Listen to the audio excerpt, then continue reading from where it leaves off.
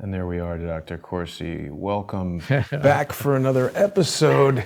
It's always harrowing, but good to have you here today, Doctor. How are you? Good. We fought all the technical demons, and we are actually broadcasting. That's great. Indeed. Good to be with you, Jason. Good to be with you. Good to be with you, Dr. Corsi. Now, in the description, I was remarking that so many people, including myself, just last week were feeling like Joe Biden was destined for the political scrap heap. And now suddenly, after a surprising pull ahead in Super Tuesday, he's the presumptive 46th president of the United States. It's amazing, isn't it, Jason? I mean, here we go. It's a sudden revival. Look, behind the scenes, I think what you can see is that this is a lot of the manipulation of the Democratic establishment. That you have a coming together of the forces: Hillary Clinton, Donna Brazile, Debbie Wasserman Schultz, Terry McAuliffe. These are the forces that have been in charge of the Democratic Party for a long time. And we're not about to see Sanders take over the party. First of all, Sanders is not even a Democrat. He's an independent. He caucuses with the Democrats. And this is the second time that the Democratic mafia, the establishment mafia, have gotten together to sell out, to cheat Sanders out of the Democratic nomination.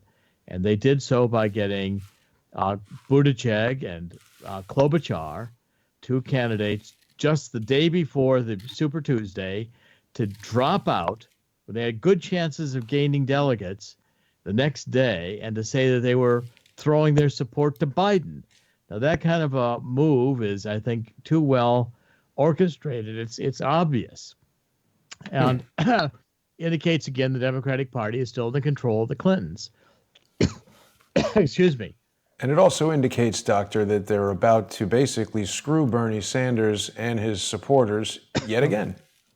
Yet again. And they did. Yes, and if George Bush were here, Dr. Corsi, he would say, fool me once, you're not going to fool me again. Well, I mean, I just can't. It's really pretty. First of all, we're watching I think the suicide of the Democratic Party. The Democratic Party, for all intents and purposes, has been taken over since 2018 by the extremely hard left, which is socialist.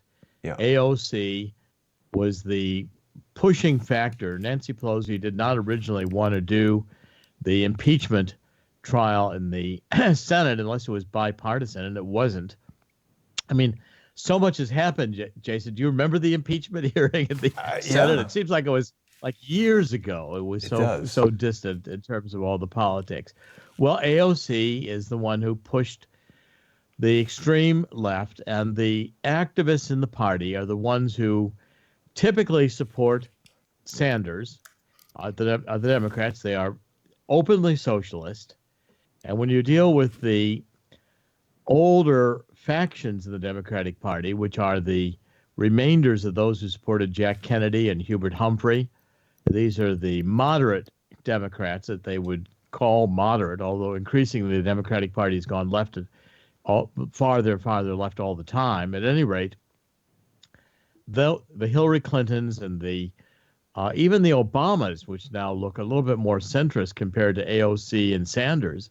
Obama was clearly, he had a socialist communist mentor and Frank Marshall Davis. I pointed all this out in the Obama Nation, but still he tried to cover it up. He tried to argue that he was a centrist and that he was for all Americans, etc. Sanders is just openly communist. He's been communist his whole career. And so this fracture in the Democratic Party, the old guard are supporting Biden to block Sanders. And now even today, another remarkable event, Elizabeth Warren dropped out. That is remarkable. Now, again, I think there was a Michael Moore threat that he was going to actually oppose her with a lot of money and a lot of effort in Michael Bloomberg, you mean? No, Michael Moore. The fat guy? Yes. I think he was involved in this. I think it was the Wow. Democratic establishment really ganging up and saying to Sanders, to Elizabeth Warren, although I would think that Elizabeth Warren would have seen the ability to keep going and maybe go for vice president. Maybe even the Hillary Clinton faction would see that would split votes and delegates off from Sanders. But it's come down to all this behind the scenes maneuvering so that we're down now to Sanders versus Biden. And the real question is whether the Democrats are going to have a contested convention or not. The whole dynamics there are if either Biden or Sanders does not get 1,991 delegates in the primaries and the caucuses, that's what they need to have a majority on the first ballot for the presidential nomination in the July convention, the Democratic National Nominating Convention in Milwaukee. If they don't have that number, then the superdelegates get to vote in the second round. There's something like 771 or 2 superdelegates, and they will go with the establishment. But in the second ballot, it doesn't have to be Sanders or Biden. It could be Hillary. It could be Bloomberg. It could be anybody the convention decides to nominate, because in a contested convention, now the convention is going to choose the delegates, the nominee, not the delegates. So doesn't it seem, Dr. Corsi, like they would just always want to get it into the position where it's going to be contested so they could kind of stick in whoever they want? We're hearing that Michelle Obama may run with Joe Biden. I don't think so. Michelle Obama, I think after Blagojevich, was released from prison by Trump, and I think a clever move, that Blagojevich probably knows where all of the Obama skeletons are buried. I mean, Obama was clearly, at both when he was in Chicago and Blagojevich was mayor of Chicago and then governor of Illinois, very close to Rezko, very close to all the mafia. Rezko was the Syrian, very shady kind of business guy. He's in prison now. Obama made sure that Rezko and Blagojevich went to prison right away as soon as he got elected, 2008. Blagojevich was, the day Obama won the election in 2008, he essentially sent someone to see Blagojevich and start bartering for who was going to get his Senate seat. And Blagojevich, of course, traded around in politics for that, never took any money. But that's what the Obama people, the Obama Justice Department, indicted Blagojevich for. And Blagojevich knows all the details of when Obama was a low-life, really unsuccessful politician just in the Illinois legislature, state legislature, the Senate, smoking cigarettes, living on credit cards, wife going to divorce him. I mean, apartment in Chicago he's having trouble paying for, and associating with all these shady figures, Rezko and his whole group in Chicago politics, pay to play, mafia money under the table, payoffs, and Obama was in the middle of that. So, and Michelle got favors, political favors and jobs out of that whole political mix in Chicago. And I don't think with Blagojevich out and talking that the Obamas want to be anywhere near in the spotlight where they're going to get presidential level scrutiny again. I think that was a clever move by Trump to kind of checkmate Michelle coming into the race.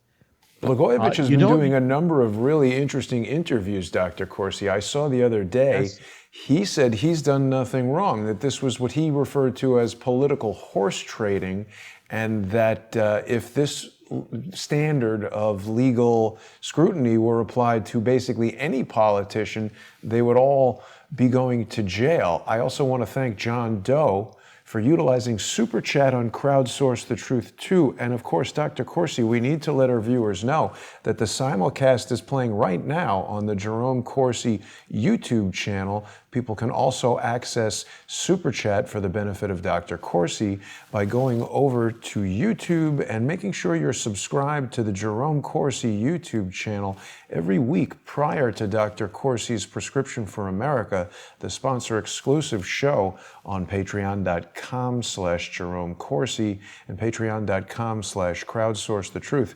We're doing these simulcasts that are available on the Jerome Corsi YouTube channel and the Jason Goodman YouTube channel. Gives everybody an opportunity to get a feel for what we're going to be discussing and make their way over to the sponsor-exclusive content, which will be starting in just about 20 minutes. Sounds good. And also, CorsiNation.com, we've got off of the internet right now. We're doing a complete redo of the website. I think it's going to be a much better website when it comes back, and we're going to try to have it be much more of a powerhouse in terms of the internet. I also want to comment, I was very interested to see Paul Singer, a conservative billionaire, very involved in Argentinian debt, and that's a long story, but he initially opposed President Trump in 2016, then came around and actually gave $1 million to the inauguration. He's just made a major investment in Twitter and is going after 4 board seats. I think this is something that is a watershed development, because if conservative with money, like Soros on the left with money, begin to start buying into the social media to make sure that the censorship is resisted and changed as policy. We also have the Obama administration beginning the antitrust action against Google and Facebook, and thinking about whether Trump administration. I'm sorry, Trump administration, thinking about whether they're just too large. So, you've got a set of factors here which I think are moving to get the social media to be more First Amendment space, which they should be, I believe, because they're such a powerful communications tool. I mean, the internet is just about putting newspapers out of business. It's fundamentally changed the nature of even cable news, which you can watch live streaming now in many services. And I think we're going to a fundamental transformation of how we're processing information and news with the internet that today is getting to be, I think, more mature, which means that conservatives and Christians can't be blocked. But again, that's what this whole election is about. The hard left, the Bernie Sanders, the Elizabeth Warren, are so ideologically driven that they really are not interested in the First Amendment. They're not interested in the Second Amendment. As long as they get to control the surveillance, they don't want a Fourth Amendment. They want to control the entire apparatus where we get social media scores, and if we are not properly oriented politically, we get sent to thought reform. I mean, deplorables of Hillary Clinton. So the hard left, what this 2020 is all about, is whether or not America is going to go socialist. And the Democratic Party, I think, is RIP. This is now becoming a Democratic Socialist Party. The attempt to prop up Biden only puts Ukraine right back on the agenda. Right. The Biden corruption right back on the agenda. The establishment Democrats, to preserve what's left of the old Democratic Party, have called it an artillery strike on their own position. They presented a flawed candidate, Biden, who appears not only to have mental incapacities, but also has serious problems with corruption that now are going to be reinvestigated. And Senator Ron Johnson said he's going to be issuing his interim report. Now it's relevant. We're going to have to learn all again about Ukraine and all the complexities of Ukraine and their corrupt politics. Who's Slavchesky and all those difficult names. Luckily, you've got them memorized already, Doctor. Now, let me just share a couple comments with you because we only have a few minutes left. Melissa Ward is watching us on Periscope, and she warns us that Singer, in her opinion, is not a good guy. Tucker Carlson apparently did a segment on him. And Mary Lynn reminds us that actually Blagojevich wasn't the mayor. He was an Illinois state rep, and he's the son-in-law of a powerful Chicago alderman named Richard Mell. I don't even know what an alderman is. She's correct. It's like a city councilman. She's right.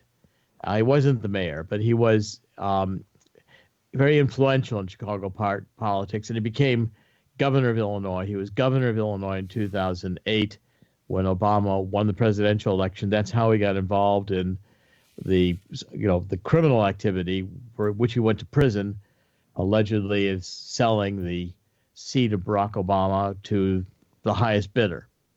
And the other thing, Doctor, that's politics is normal. It's really not. Yes, go ahead. We'll have to scrutinize that. But the other thing we got to let everybody know about is that Coup d'etat is finally available. People can purchase it on Amazon.com.